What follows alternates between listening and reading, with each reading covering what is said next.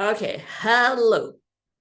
This next presentation will be by Kaya Gray, and it will be called Destigmatizing Work with the Transgender Population, a Mental Health Perspective. Kaya Gray, she, her, hails from the New York metropolitan area and is a transgender woman of color. She is a licensed mental health therapist and is currently in private practice at Kaya Gray Counseling. She spent her early career doing social work at community health organizations where she gained experience. Oh my God, it's, I don't know what's going on here. The whole thing is, I don't know. Um, I'm sorry. Uh, is She spent her early career doing social work at community health organizations where she gained experience running substance abuse groups, providing in-home therapy. Ooh, oh God, to families involved in the child welfare system, and providing clinical services to individuals involved in the criminal justice system. Shaped by these experiences, she has developed a focus on working with clients who have experienced repeated traumas, particularly within the context of family or socioeconomic systems. While already established in her professional and personal life, she realized and subsequently came out as trans. The integration of her identity into all areas of her life led to a more complex understanding of her own life and reinforced her connection and empathy for others. She is a passionate advocate for her clients and supports them in living more authentic lives. However, the primary focus of her energy is being a parent to two young, intelligent, adorable, kind-hearted, and wonderful children. Yes, I agree fully because I sometimes can see them via Zoom. So, Kaya, unmute yourself. This is your space. Hello. Hi. Thank you so much for having me. So I'll get right into it. So I have a thing prepared. So Ah, I I'll have to. review. Hmm? I have to give you the share screen. Do No, I? no, no, I'm good. Okay. Sorry. Okay. So I have a thing prepared. I'll just review some of the stuff you already went over. That was lovely. Thank you very much, Jumpa. So as Jumpa mentioned, my name is Kai Gray. I'm a licensed mental health counselor specializing in complex trauma. I run a practice in New York where I provide individual therapy, Kai Gray counseling, and I also happen to be trans. Now, this is going to be mental health focus. As a disclosure for triggers, this talk contains references on the subject of loss, alcohol use, suicide. Now, this talk was built to destigmatize the work that mental health professionals have with the transgender population. The purpose of this training is not to create trans competent therapists. What we're going to do is during this talk is explore some of our biases and perceptions and deconstruct some of the ideas that we have in place and put some new ones together. Now, I know many people here probably already know this, but I'm gonna go over it anyway. Let's define what transgender actually means. To be trans simply means to identify your gender as something other than what it was assigned at birth. And cisgender simply means that the way you identify your gender does align with how it was assigned at birth. That's it. So just to be clear, when I or we talk about gender, we're not talking about what's between our legs. But for most of the people in the world, as we know, the way they identify their gender internally also happens to align with most of the sexual characteristics they have. So most people don't really have to think about it. It may be easy to assume that our gender and our sexual characteristics are one and the same, that one must mean the other. So we form a hypothesis that our gender is defined by our sexual characteristics. And this hypothesis gets reinforced into a belief and then reinforced into a fact. But the existence of trans people and intersex people and other gender diverse people is evidence which disproves this hypothesis, just because we're here. And the burden that all of us now have is to challenge our hypothesis, which we've assumed to be fact, a fact which we have built into the fundamentals of almost every aspect of our society, a fact which bristles with awkwardness due to us simply existing because there is no space for us in the world that it sustains. Now, we can try to fudge the data to make it align with our belief systems, but that's not very good science. What we have to do is to change how we think so our beliefs allow for the existence of people who have always been here.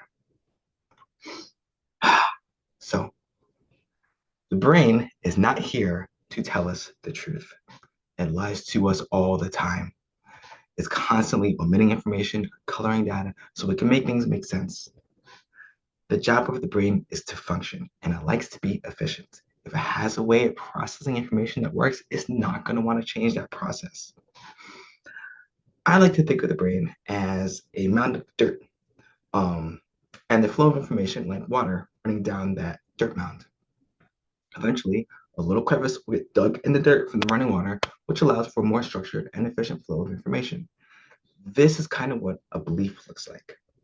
Now, if you try to get the water to take a different path down that dirt mound, it may be tricky. It'll probably try to find a workaround to get back to its original little crevice. When we gain knowledge that the little dirt crevice, which may allow information to be processed efficiently, but not necessarily accurately, the challenge is on us to make that change. For most people, our perceptions of gender were incomplete or inaccurate, and that created a hypothesis which was false.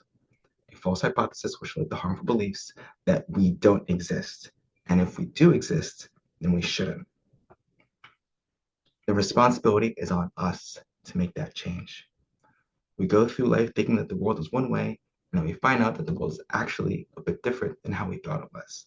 So we're here trying to update that hypothesis, trying to update our internal reality to be one that more aligns with the physical reality of trans people simply existing like everybody else. And that really is part of the trans experience, as the internal reality of our gender identity doesn't always align with the physical reality of our bodies. Sometimes we try to fudge the data to hold on to old beliefs. I'm not trans, or it's just a phase or a fetish. Sometimes we disregard the data completely and spend half our lives believing that we're cis. The trickle of water finds a workaway to justify why we don't recognize our face in the mirror. Sometimes we've always known, but we don't include the data because it would mean judgment, ridicule, or exile when it gets reviewed by our peers. Beliefs find comfort in being reinforced, and it's distressing trying to get that trickle of water to carve a new path in the dirt. But that comfort comes with a cost.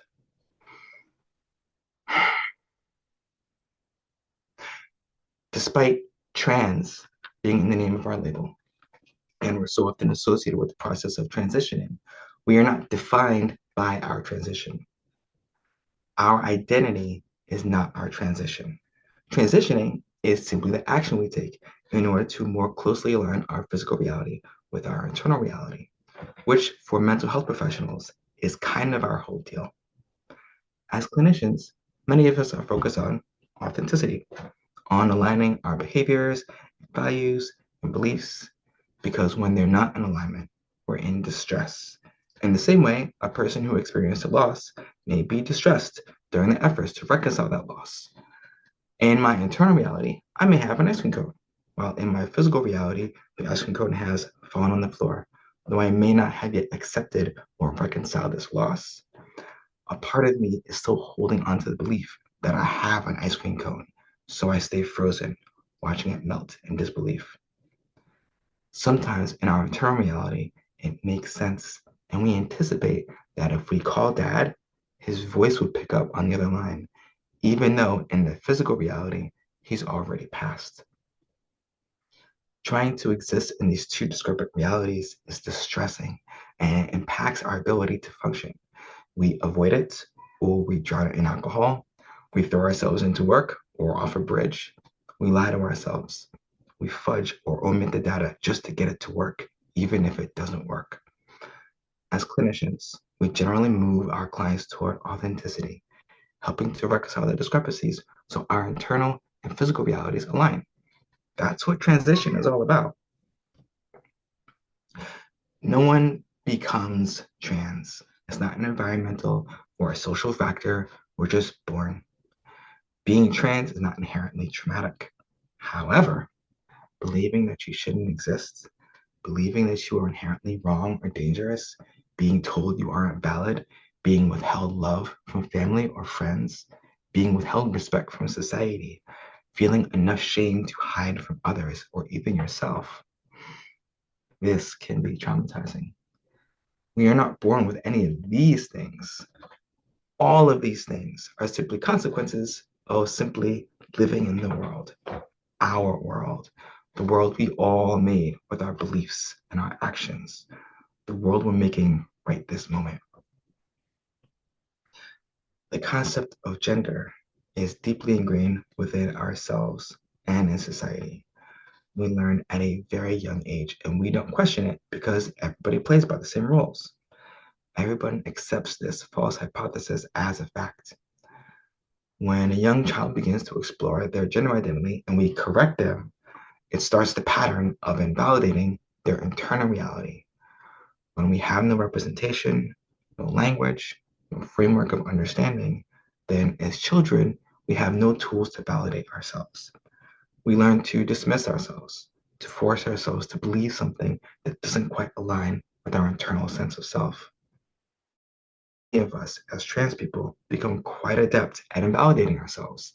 We function under the framework that we are wrong, that we aren't supposed to be here, and everything in our world affirms that belief.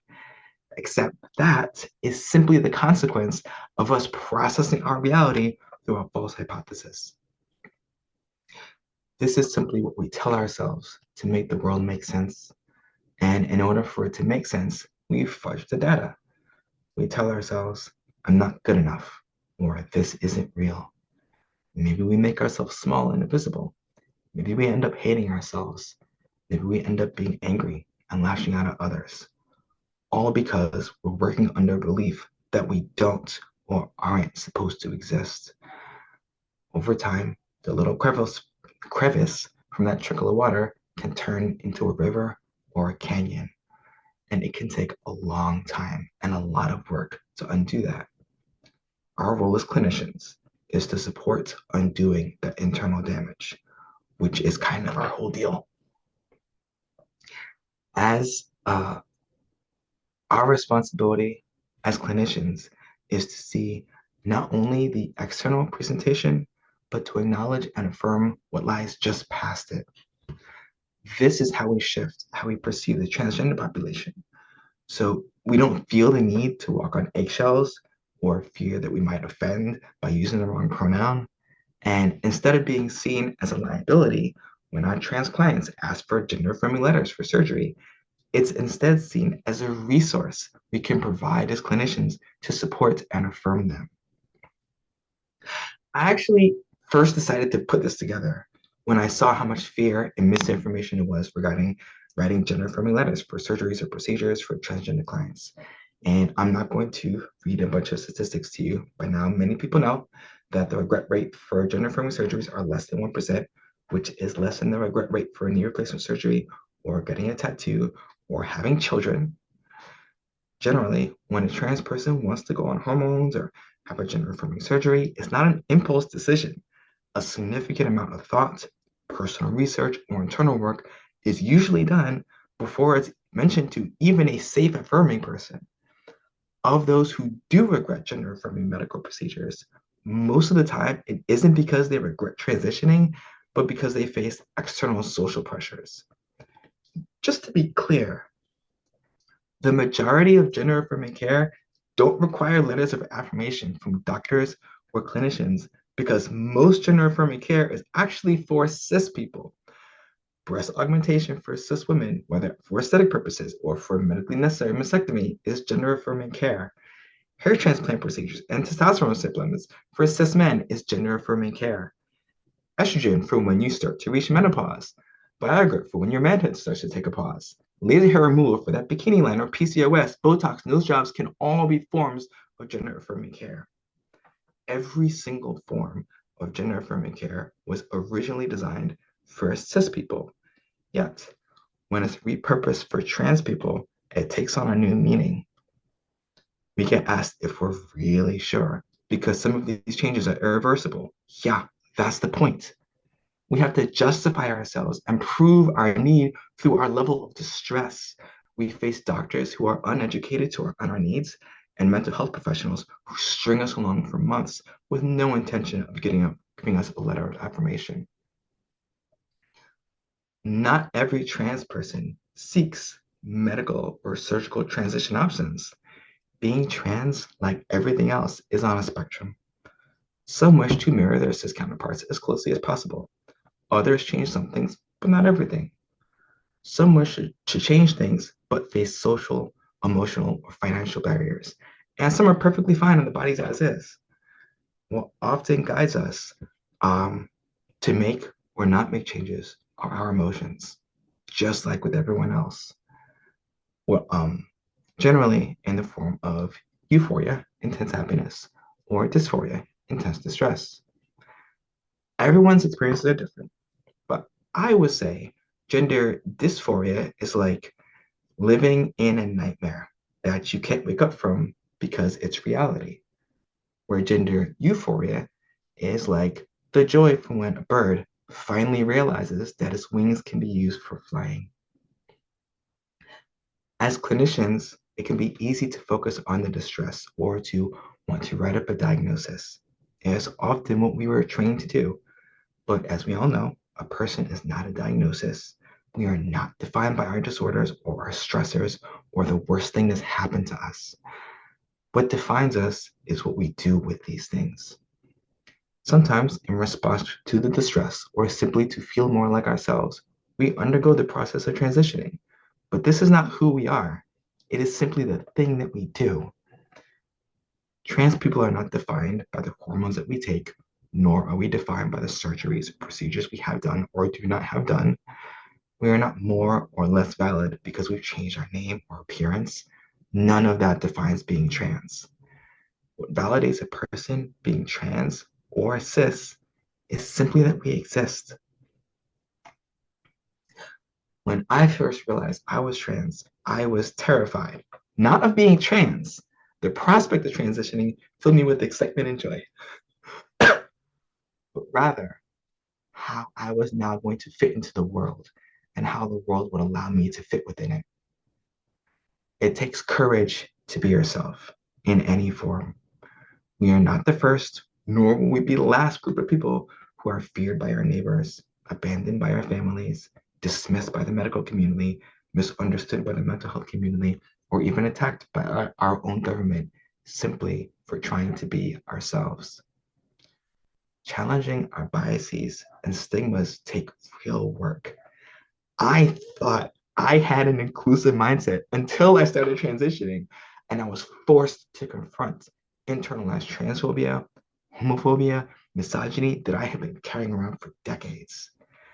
It's easy to continue to use the same beliefs that we have always used.